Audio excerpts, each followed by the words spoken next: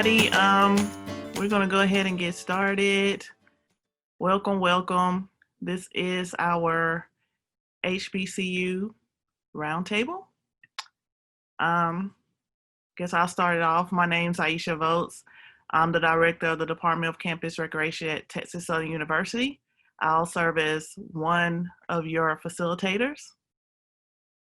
And my name is Jomah Watson. I'm from Howard University. I'm the Director of Wellness, and I will also serve as a facilitator. Okay. And our third is Mr. Rahim Booth. I'm not sure if he's made it on the call yet. So he will also serve as facilitator. Okay. Okay. All right. So just a few roundtable guidelines that we like to share before we get started into our discussion is just to let you guys know that this session will be recorded and posted on the NIRSA website. Just please make sure that you are muted unless you are talking. Use the chat box to ask questions and comments. And this is an open forum layout. So we will be reviewing the chat boxes and also encouraging you guys to chime in on the topics that we're talking about. There's also a raise your hand feature that you also can be used so we can see that you have something to add to the comment. And also continue to utilize NIRSA Connect for further conversations and for research sharing. Okay. Right. Also, some guidelines to continue, just please respect all attendees' concerns. This is, as we said, an informal conversations with all discussions focused around our role as higher education professionals. And also view this roundtable as a no judgment space. All ideas are encouraged and welcome. All right, so just a few bullet points on the topics for today. First and foremost, the introduction. We like to start this off by just doing a well-being check-in. So if you can just give us one word as how you are doing today, how you're feeling in the chat box. So just to know what's going on. And also our main topic will be reopening planning. Did you guys take a chance to do the questionnaire? Also, is anybody reopening or scheduled to reopen, and how does that look? Issues, concerns based off of that. Also, we can continue the discussion from the last HBCU roundtable if you attended. Staying engaged with and supporting professional and student staff, continuing to navigate programming remotely, and how can NIRSA continue to support HBCUs during these times. And as always, we will end our roundtable, if time permits, on our Did You Know segment, just to let you know a little bit about the HBCU committee and everything that NIRSA has available for you all. Okay. I know that was kind of like a handful of information. Okay. So I'm going to stop sharing, but we're going to go into, first of all, if you haven't, start in the comments, just letting us know how you're doing, how you're feeling, just to get us a kind of a quick feel on where your headspace is. I know it's been a lot of things going on. Mental wellness is much needed at this point in time. Okay.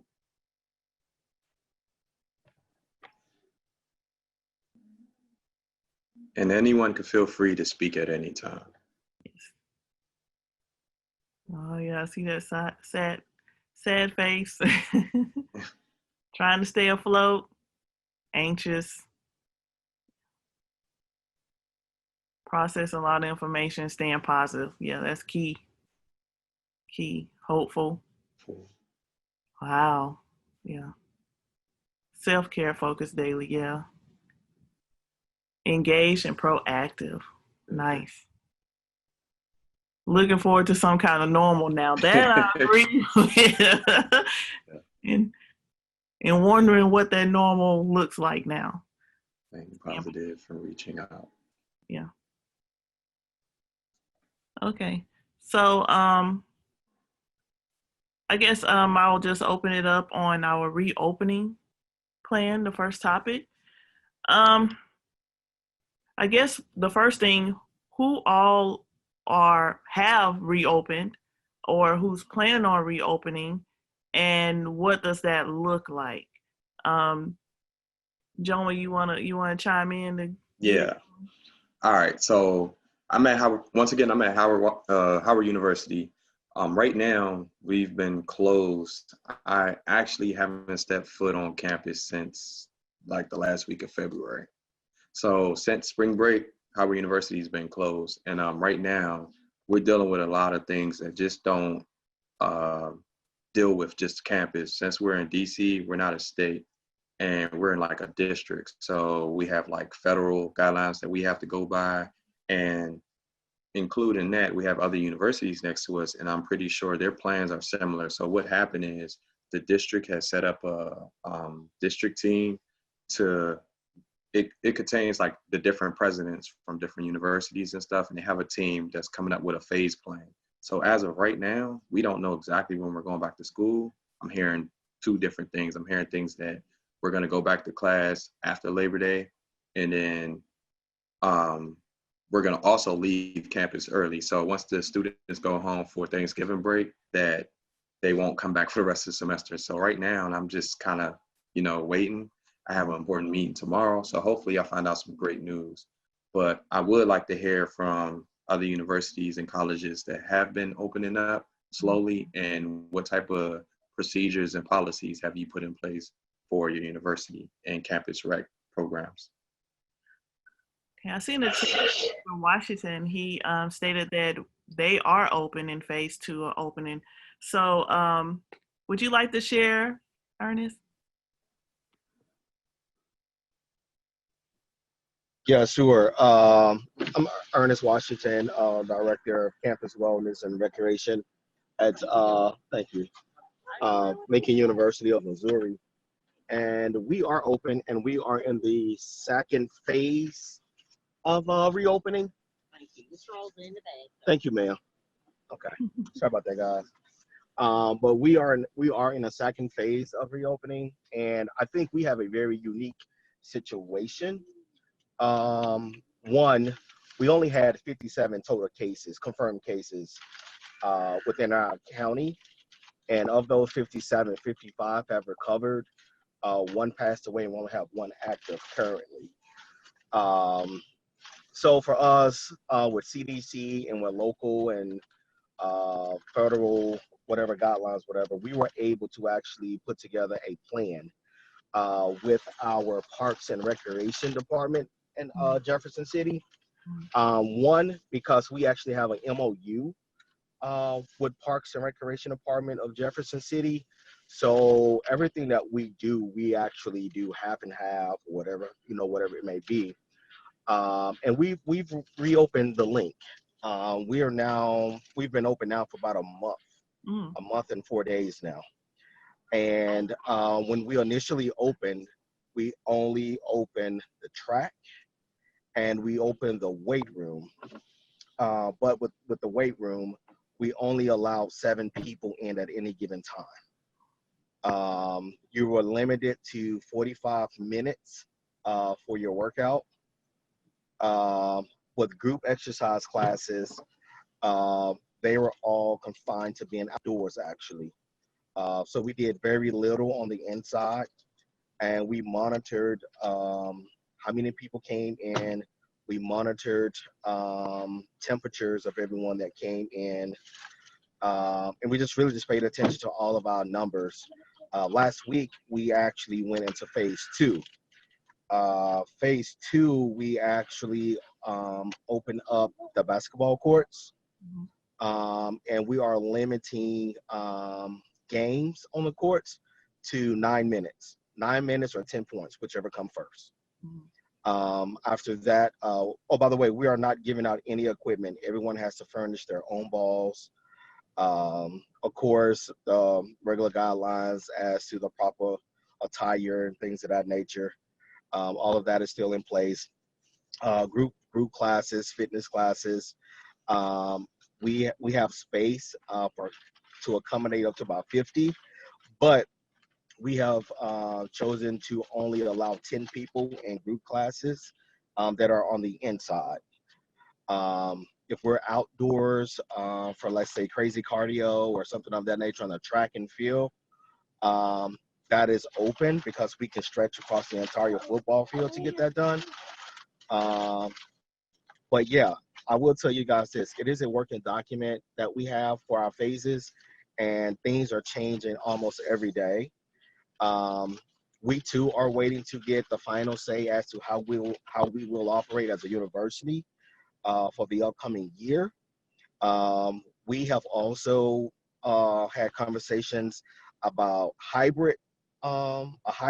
hybrid semester, meaning 8 weeks at school, the final 8 weeks away. We've had conversations about starting early, being done by Thanksgiving. And we've also had conversations about just opening as usual. So we're waiting final say from upper administration as to what that looks like as well. But we do have 5 phases that we will roll out between now and hopefully September, when we will look to be fully operational. Our governor has opened up the state of Missouri only because of, well, I'll keep that. I won't get political, but I don't think we should be open completely up, but we are. So yeah, that's what we're doing right now at Lincoln University. Oh, we are checking temperatures. We are encouraging everyone to bring their own towels and things of that nature. We are shutting down our fitness center 2 hours for deep cleaning daily. We are not giving out any form of belts, ropes, resistant bands. Yeah, anything that you want, if you don't bring it with you, you won't get it. Sorry. But yeah, that's what we're doing right now at Lincoln University. Thank you for sharing. We have a question from Becky. She asks, do you have a limit on how many people can play in a pickup basketball game? Yes, ma'am, we do. Our link, we have 5 full courts in the link. And on each court, we're limited to 4-on-4. Normally, we'll just have open run. But right now, we're limiting to 8 people, 4-on-4. And we are not allowing spectators to stand around the court. If you're going to do pickup ball, we have a list that you actually sign in on, and you are notified of when it's your turn to play off of that list via text messages or group meetings. Okay. Also, another question from Mammy. Are you allowing students to spot each other in the weight room? No, ma'am, we are not allowing students to spot at all. As a matter of fact, even with personal training, we're not even allowing personal training in the facility right now. So yes, no, we're not allowing spots. And also, is it first come, first serve, or do you register online? First come, first serve. Have you received any kind of reserve from members? Actually, we have not. Actually, a lot of members have, the community members and even students, they're actually appreciative of the measures that we're going through to ensure safety. Excuse me. And we haven't had a lot of pushback. The only pushback we did get back was from one of my lazy employees. Community member complained about them not cleaning enough. That was it. As far as the cleaning, is that has anything changed as far as like the custodial staff, or do your employees do it, or how's that going? So you know I work at a HBCU, right? Yeah. So yeah, we're jack of all trades.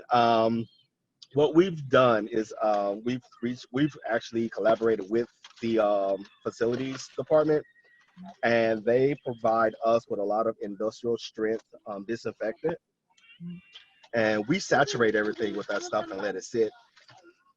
And we let it sit, and staff and we actually go back and clean it overnight. We actually have this really strong chemical that we spray and let sit. And the first team comes in the morning about 4:30 and actually re-wipes everything down to be prepared for opening at 5. There is one thing that we've been looking at. Those of you who are on Instagram, look up API. They are actually utilizing UVC lights to clean and disinfect their facilities. I've been in conversation with them. Those lights are extremely expensive, but it's the same thing that they use in hospitals. And I guess for me, my question has been to my administration is, when will this end? No one knows.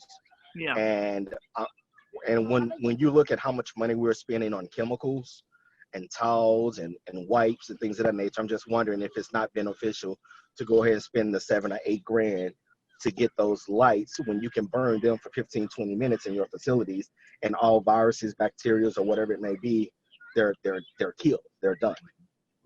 So those are that we're looking into that, but I'm not getting a lot of traction right now because no one wants to spend money. But yeah. Okay, thank you so much, Mr. Washington, for sharing. Thank you. Is anybody else open? Their recs are opening, because I can speak for Texas Southern. We're still in our reopening planning.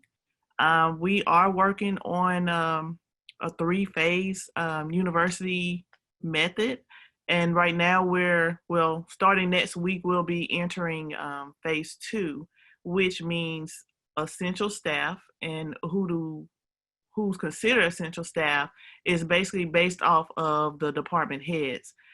For us in campus recreation, I have named my management team as essential staff, but we're not opening during phase 2. During phase 2, we're kind of preparing the facility to reopen. We are actually listed in the university's phase 3 plan, which begins August 9th. That's when everybody is supposedly back on campus, including students, for that to start the school year. It's still, like most people, it's still a fluid plan, and a lot of things are changing and adjusting accordingly. But as of right now, that's what we're focusing on. A lot of things that is going on now is preparing the facility and equipment, or preparing the university. So one thing positively I will say for our university is they are supplying all departments with the necessary PPEs through the university funding. So a lot of things that we purchased out of our own budget, we will receive reimbursement from that during this time. But it's just the initial PPE supplies like the mask. They're also providing certain areas with plexiglass. So our membership desk, we have like a total of 3 of our operating desks where we interact with people person to person. They're going to install plexiglass to those areas to avoid those contact, the minimum contact. As far as now, we're just going with the planning of our reopening, limiting access. We're not going to check out equipment. Actually, what we're planning on doing is selling certain equipment, kind of to bring in some revenue.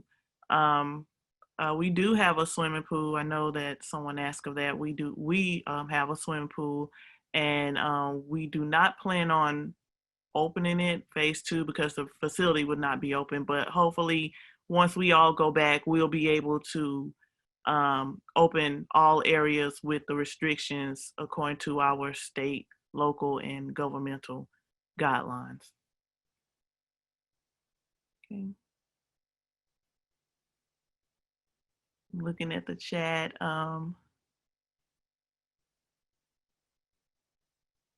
Okay.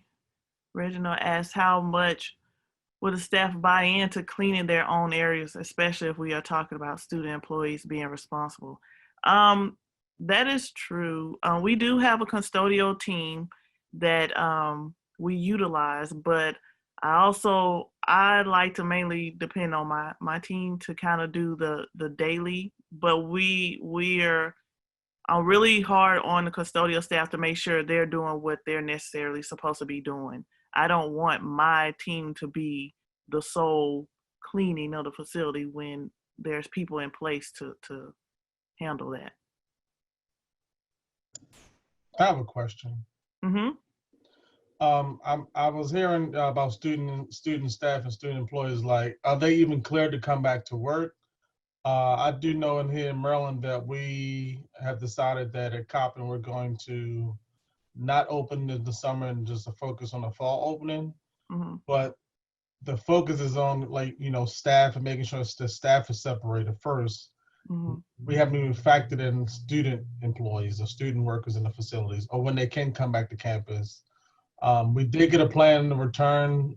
A letter was put out last Friday, Mm-hmm. and pretty much just said that we were only going to have our fitness center open. But other than that, there was still some workers in there as well. I think they're trying to work on just how to get students back to campus in general. So I just wanted to get some understanding too from everyone, just put out there too, is, well, what program are we focusing on in terms of opening back up? Does that mean just opening up your facility for just the gym only? I mean, the fitness center and the gyms maybe, or how do you program other areas if any program is going to be done in those areas? Well, I can say for us here doing our phase 2, which is, like I said, from June 22nd to August 9th, no students are allowed on campus. Therefore, we will not be operating.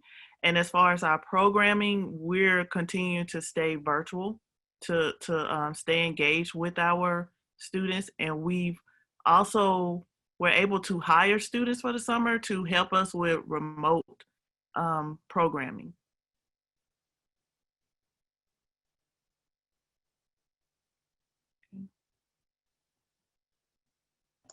Thank you. You're welcome. Anyone else would like to share or chime in on that topic?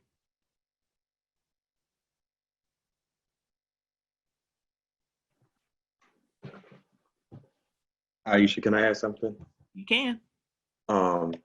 So also, if you don't have, if your university or college haven't came up with like a phase 2 or phase 1 plan, what are some programming ideas that you look forward to trying to do in case that your university isn't open?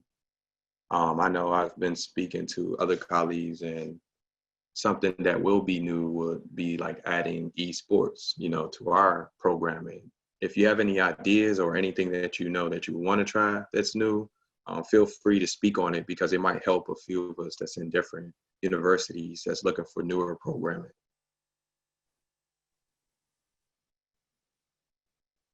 Okay. Anyone have any programs that they deem successful that's going on now? Yeah, I'll chime in. Again, this is Ernest from Lincoln University. I know one thing that we have done, actually we've done 2 rounds of it. We've actually done virtual 3-point shootout and a slam dunk contest.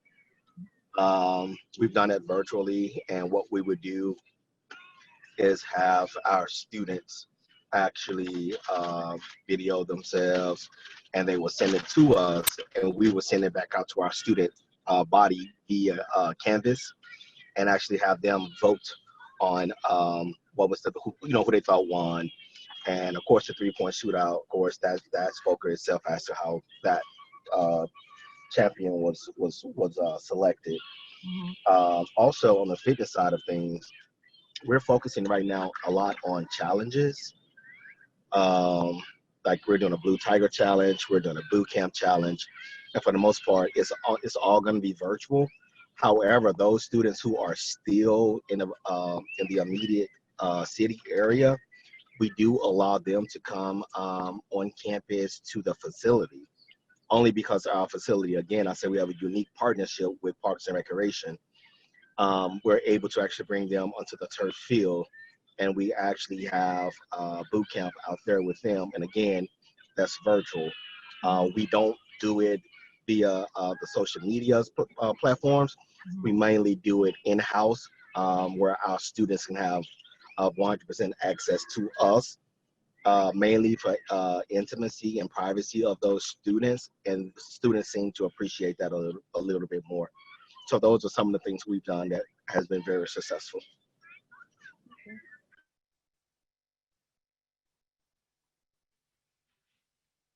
Okay, I have a question from Ms. Allen. She asks, what are some virtual programs that have worked for your institutions and anyone doing tutorials?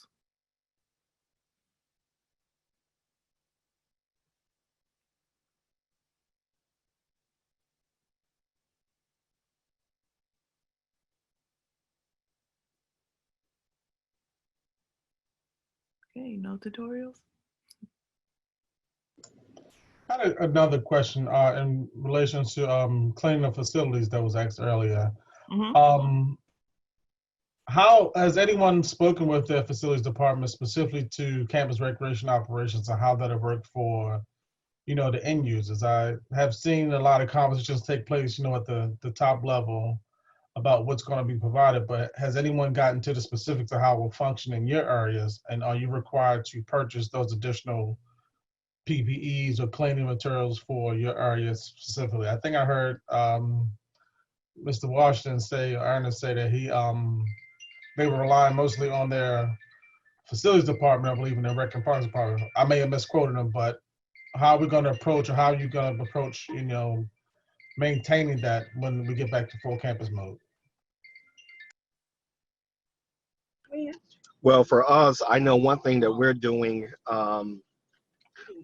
we are pretty much primarily the cleaners of our fitness center. So what we anticipate is that we will continue to clean and disinfect the way that we are now, but with an increase in usage, we're actually considering implementing another hour and a half for additional cleaning and disinfecting. And again, working with our facilities department, they are providing the disinfectant for the facility, mainly because we're the one doing the cleaning. So if we're going to clean, then they're going to provide the resources for that. And also the Parks and Recreation staff from the city, their custodial staffs are also coming over and assisting in cleaning and disinfecting. Again, I think we have a very unique partnership with our city park and recreation, and I think that's what's helping us a lot in everything that we have going on right now.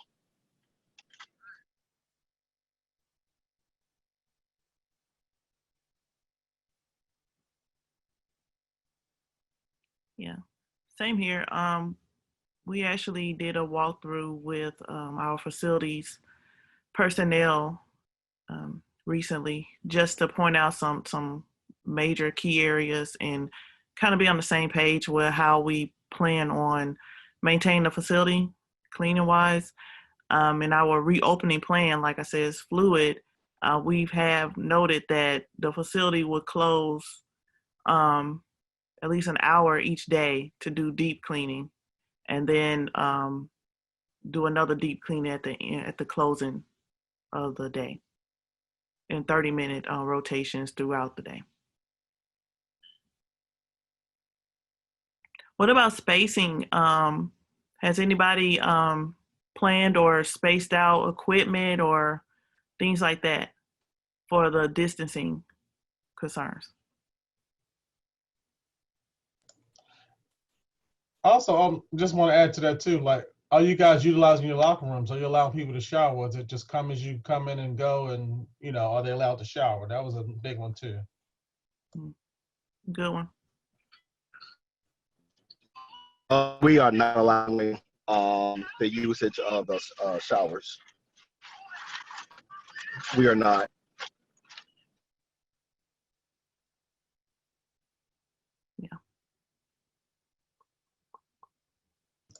I guess who's ready to take the recreation outside? I guess, you know, you probably do more programming on the fields that we may have and utilize different fields. So I was interested to see if people are planning to take some of their programming outside, and if so, what additional equipment or supplies they might need. That's a good question. Hey, this is Rodney from Georgia State. Hi. As far as outdoor programming, we have canceled all of our intramurals and Touch the Earth outdoor adventure programs until further notice. So we're not doing anything outside. And indoors, we're doing 25% capacity, and we're doing no basketball, no kind of physical contact activities, basketball, flag football, soccer.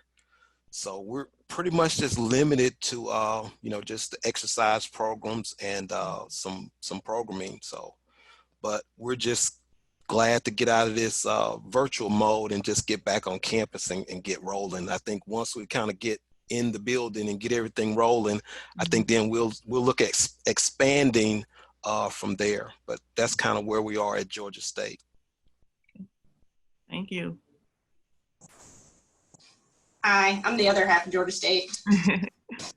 I run the outdoor programs for the main campus, and in the fall we will be having trips, but it's more limited to day trips.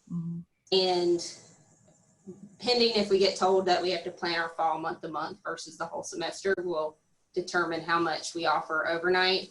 And right now I'm looking at offering, we're waiting for one more final check and balance to offer camping at our challenge course. That way people can just ride the MARTA bus system over or self-transport, so we're not having to drive them per se, to do a little camp out version there. And then we don't have to worry about quarantining as much because it is close to campus. And that's what we're looking at for the outdoor programs downtown. Okay. Thank you. That's one thing we're kind of looking into, coming in more outdoor style programming. So it's good to hear.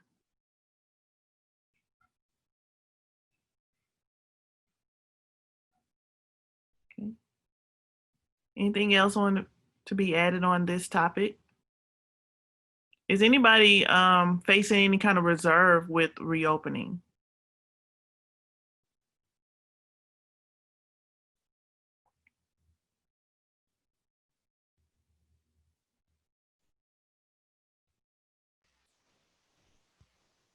No issues or concerns or reopening outside the regular what we talked about?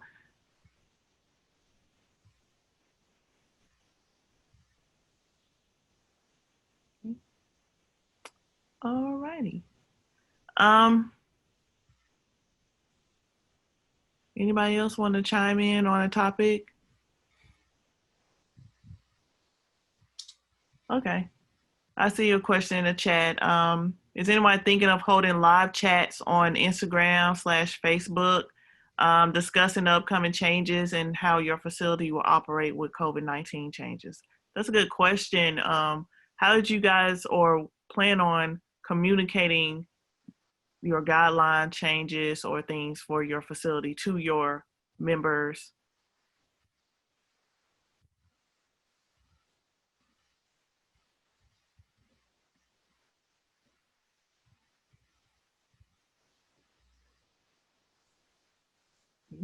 Anybody?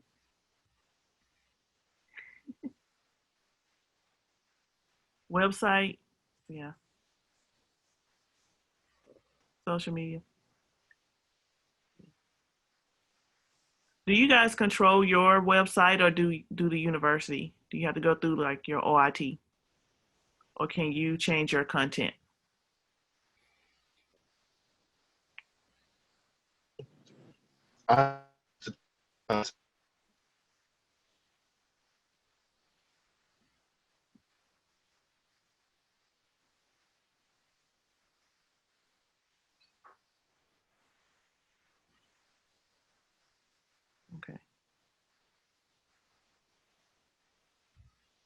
Okay, so Haley says their department owns their website. Okay.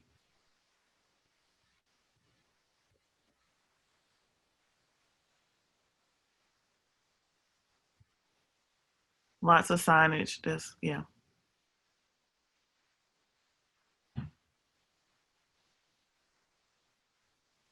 What are some of the signages you guys are utilizing or plan to utilize within your facility?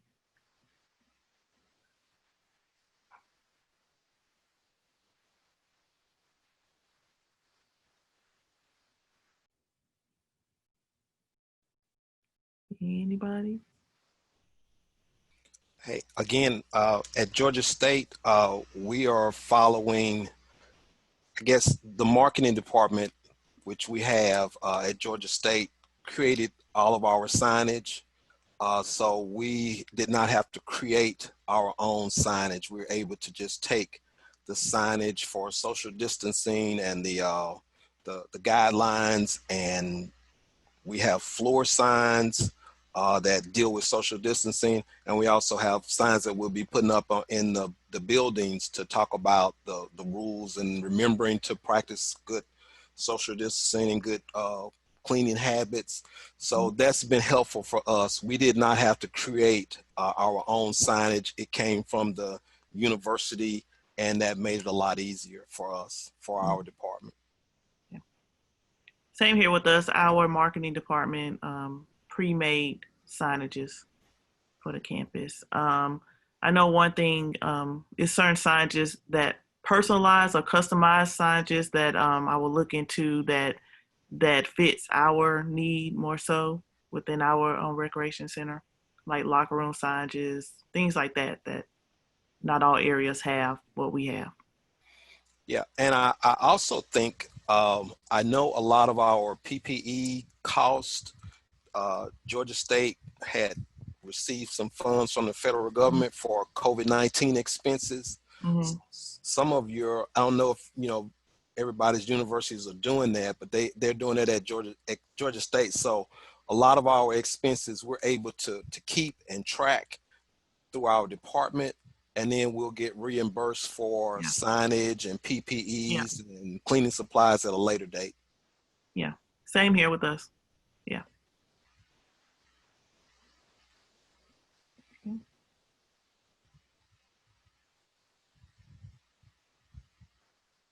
Okay, Jomah asks, have anyone made any new relationships across campus through virtual programming? If so, who and how?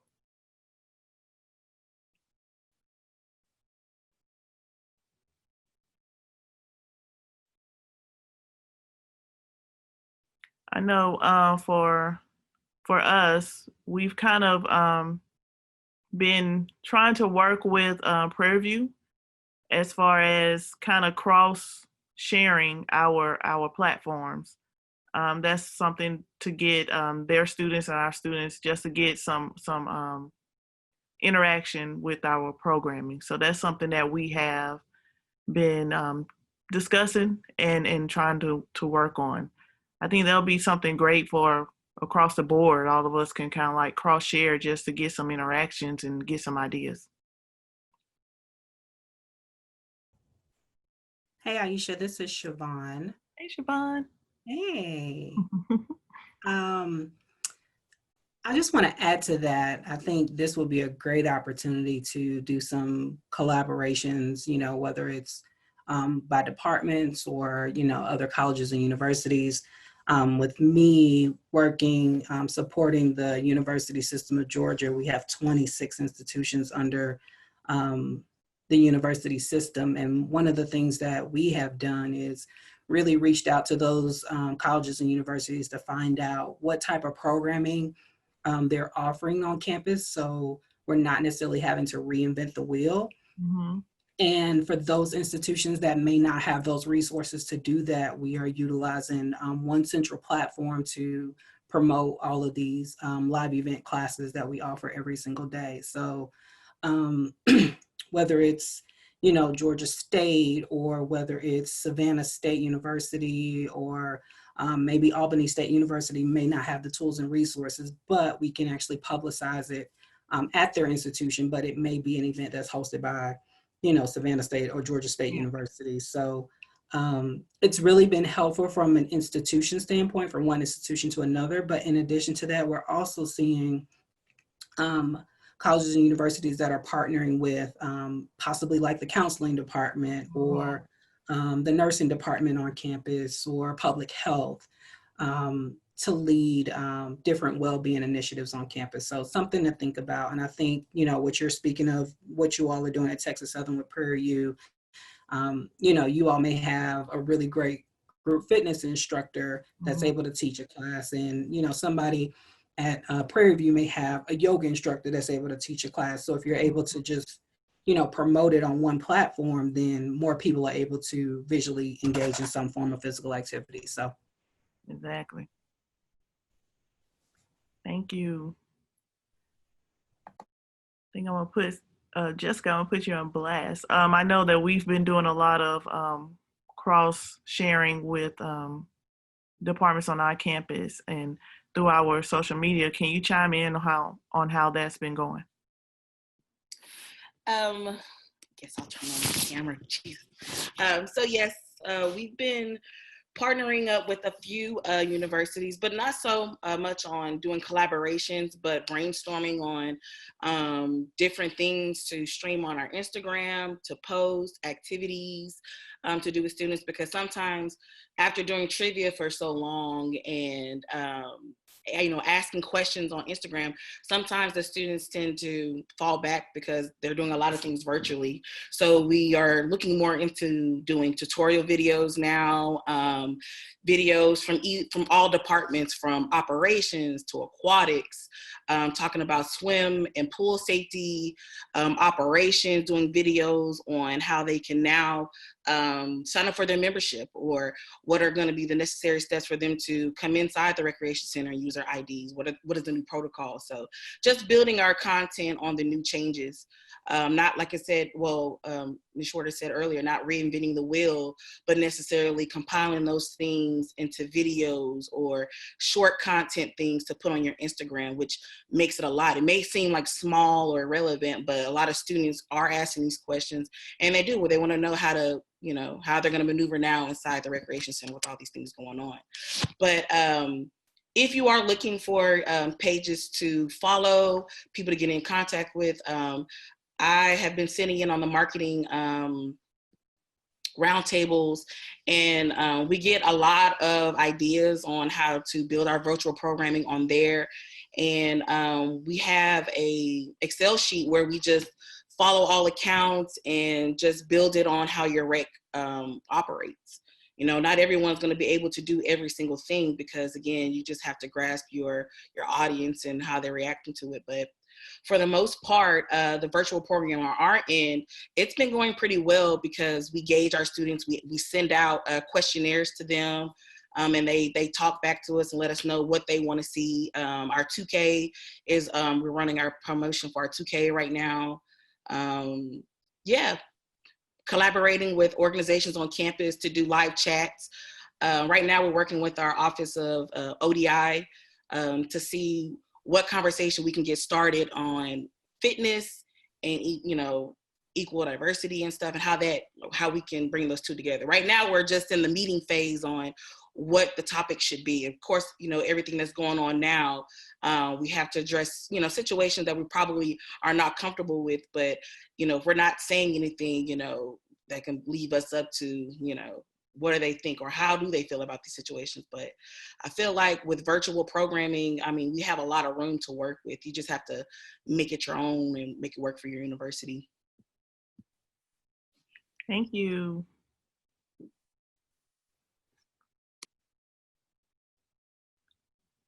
Okay, any other questions involving programming, reopening, any kind of points or topics that was not discussed or didn't touch on that you may have? Feel free to add in your chat box or discuss it openly.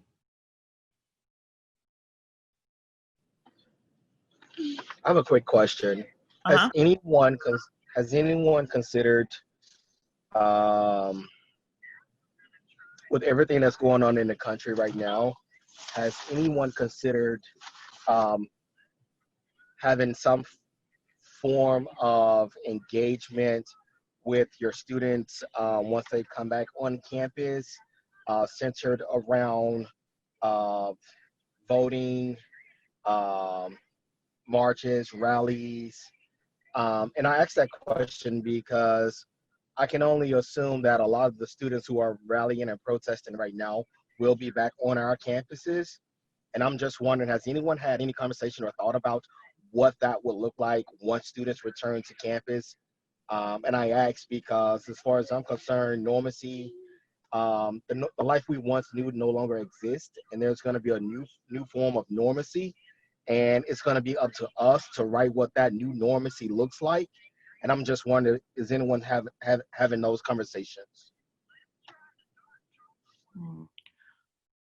Easton, I see in your chat, do you mind chiming in on what you just posted? Yeah, so my name is Easton. I'm from Portland State University. And as I mentioned earlier, I am the only Black person in my department, and I've been hit with this very heavily.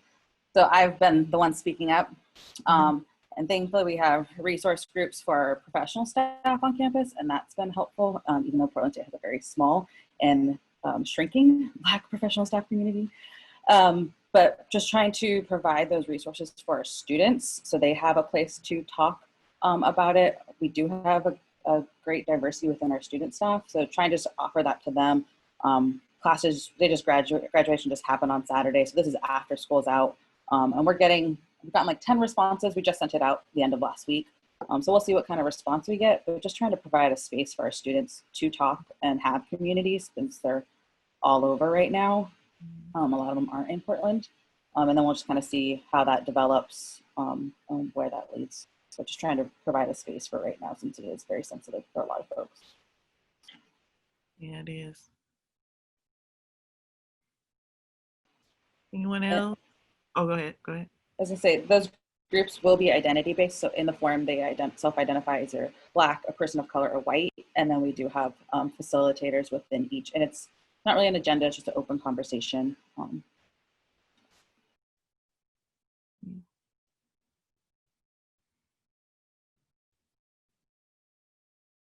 Anyone else?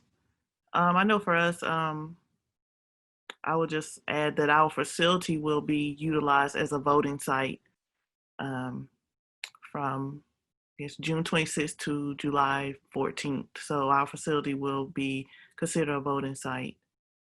So that's one thing we will be encouraging our students to take advantage of in our community as well.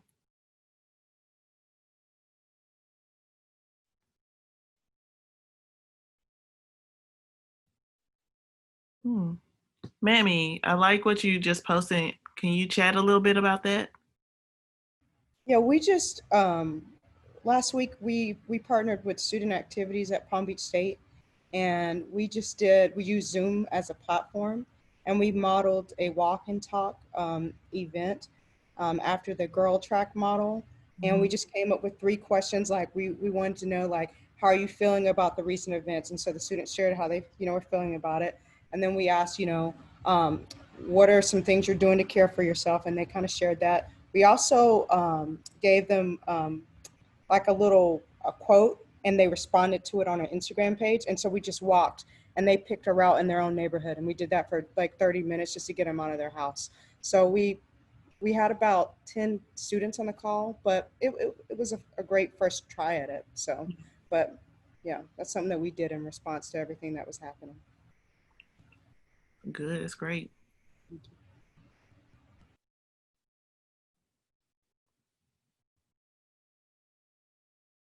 Wow. Jomah asks, has any university or college been used as a COVID-19 testing site?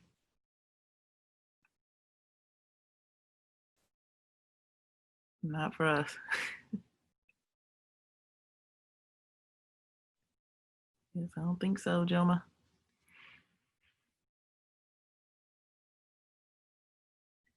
Okay, we got about 10 more minutes. So for the topic as we was starting to discuss, what do you guys think NIRSA can do to support HBCUs during this time? Is there anything outside of what NIRSA is already doing that they can kind of focus more attention on with the HBCU community, or anything during this time? Any suggestions or input?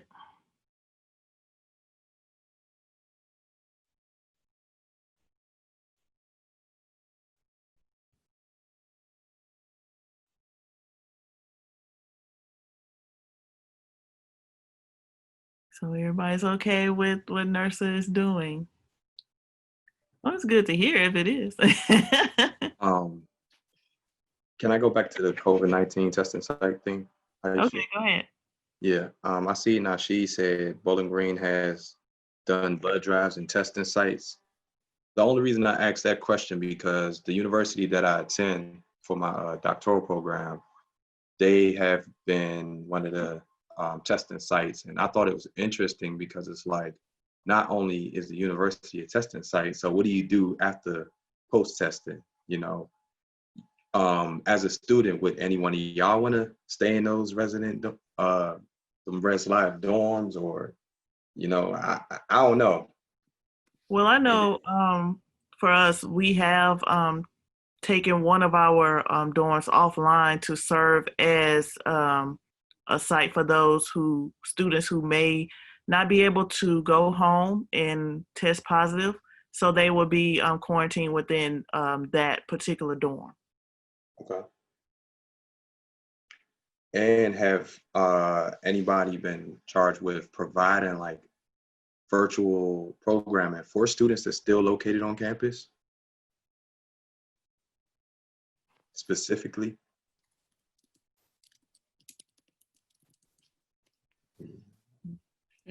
Okay. Another thing, even though we work in rec and wellness and different departments and stuff like that, has anybody been, not forced, but of course other duties assigned, been working in other departments throughout this time?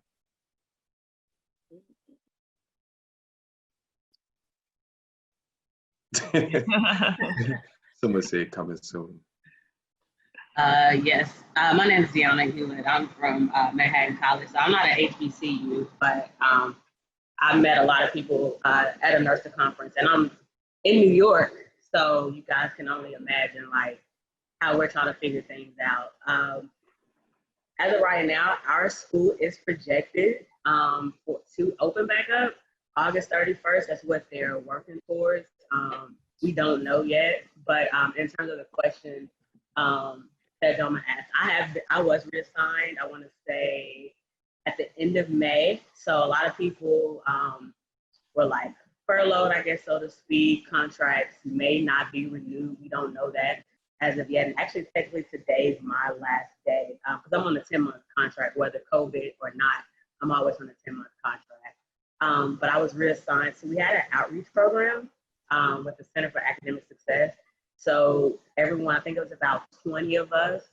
We had a little bit over 150 students per. So I had about a month or so, month and a half to reach out to all of those students. So just checking on students, letting them know we're here for them if they had questions, whatever it may be. So to answer that question, I was reassigned. I know quite a few people. I work in the Office of Student Engagement, although I'm the recreation coordinator.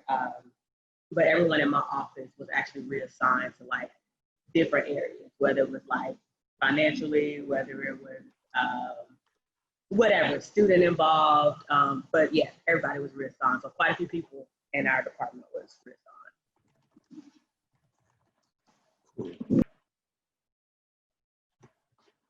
Okay. We have about what, like 5 minutes left. Mm-hmm.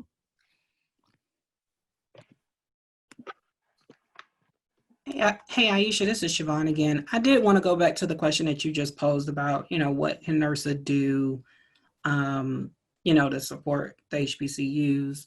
I think one of the things is, from a social justice standpoint, or even thinking about, these protests that are taking place, across the world, I would say, I think I hope NIRSA will, start to have more dialogue around that when it comes to the challenges that, African Americans are facing, or even, people of color are facing. So that's what I would like to see more of.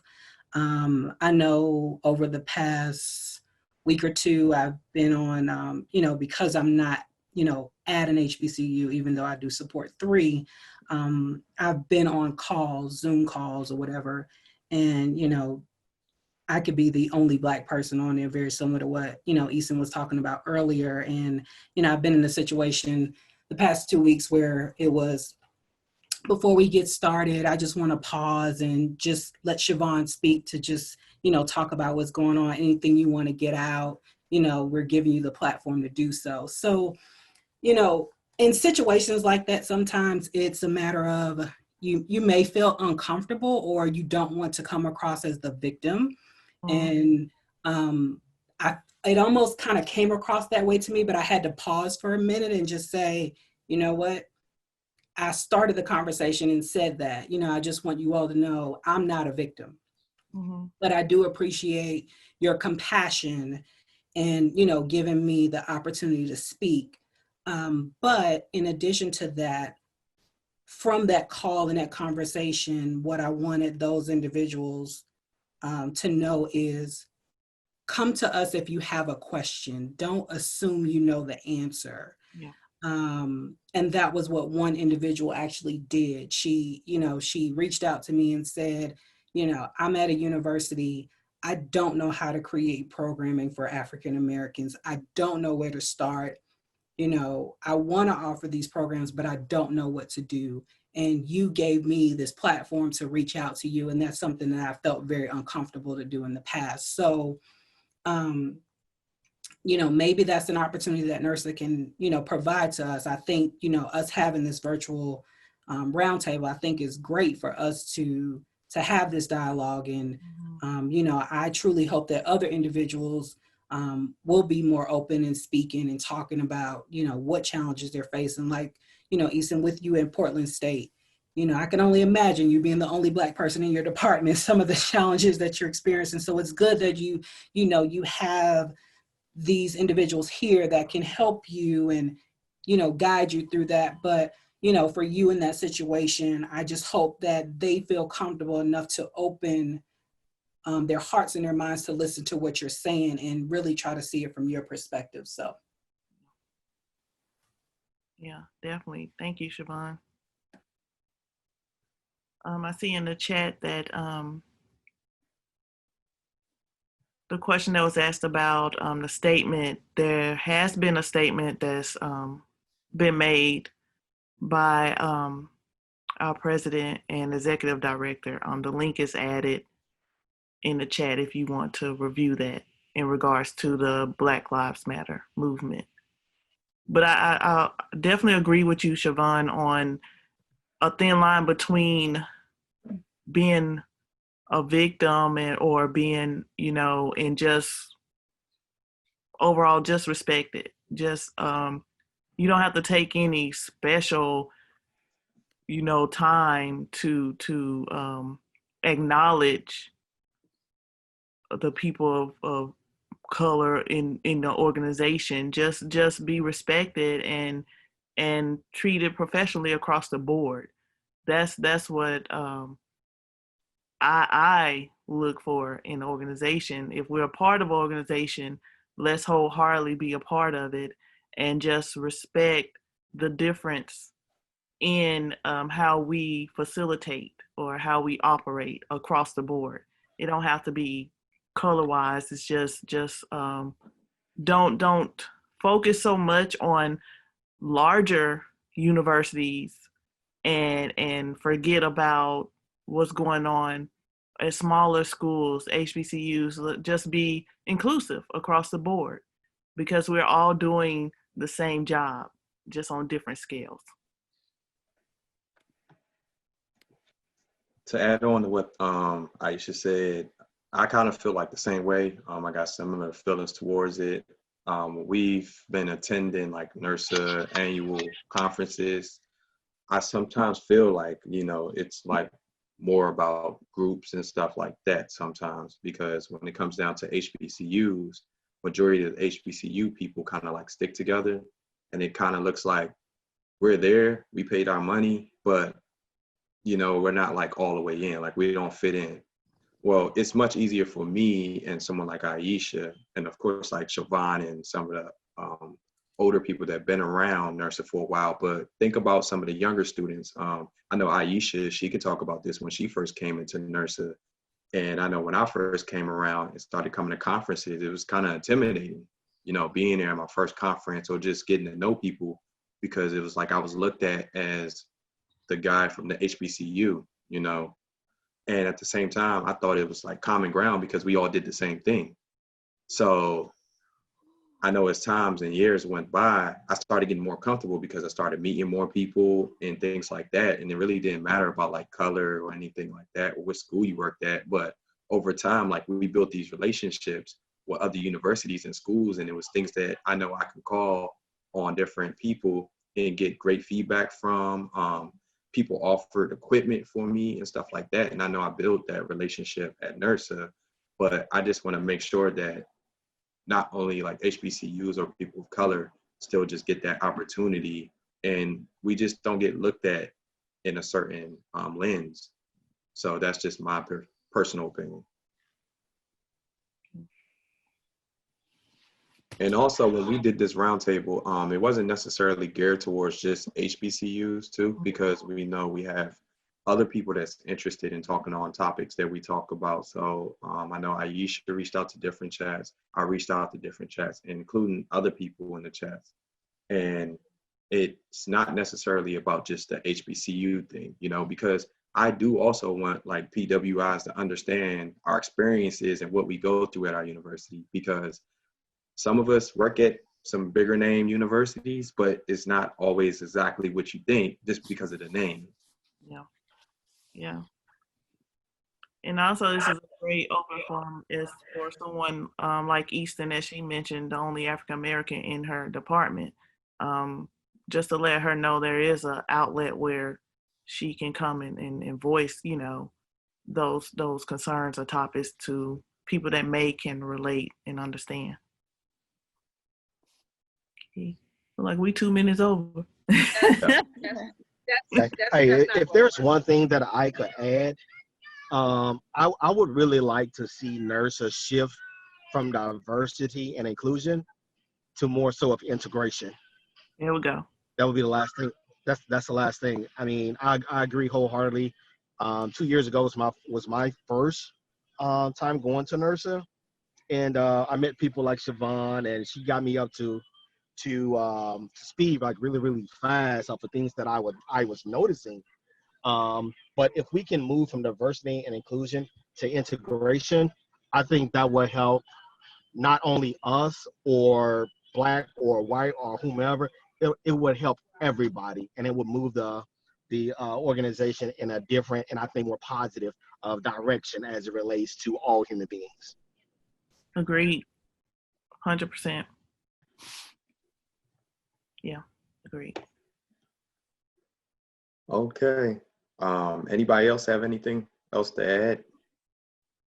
I will add a message from NIRSA real quick. Wanted me to share that the headquarters, they're currently working on a work team to release a framework in regards to reopening.